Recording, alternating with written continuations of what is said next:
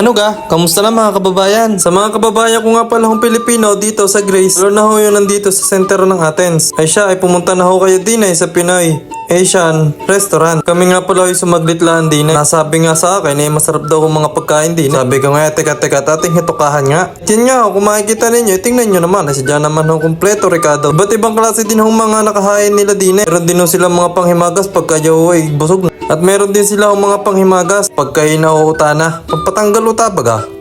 Siyempre, hindi din mawawala yan mga sinigang. Pork sinigang ho yan, meron din. Sadya naman pag natikman nyo ho, aray, talaga naman para man ho kayong umuwi ng Pilipinas. Meron din nga pala sila dyan bulalaw. Sadya naman ho, ayaw, higop, abaw. Tapos okay namang din sa kanilang mga display na aray. Nung unang pasok ko, akala ko ay mga tunay. Ay, paano ka nagawa yun? Yung pala ho yung mga plastic laang. Tapos meron din ho sila din yung mga sweet yan. Meron dyan ube. Tapos meron din silang mangga doon. Meron din sitaw. Meron din ho sila mga prutas. Marami ho kayong pagpipilian ng mga pagkain din At kung gusto naman ho nyo kayo hindi na mahirapan sa pagkuha. Ang kuha ninyo ay yung gawang eat all you can. Yun nga ho ang aming in-order. Sadya naman singkad ang tiyan. Tapos kung kayo ay pupunta sa taas at gusto nyo din magmuni-muni ay din mas maganda din ang view. Meron ho sila din yung mga photo booth. Pwede din ho kayong mag picture diyan. Tapos itingnan ninyo. Siguro kaganda din pagkagabi. Parang meron din ho nagbibidyo ako din pagkagabi. Pwede din ho kayo din mag-celebrate na nyo mga birthday, anniversary, kung ano baga. Ay siya papaano ay kung kayo ay namimiss ninyo mga pagkain Pinoy ay si papaano ay suminsay na kayo din Siya, dyan na kayo.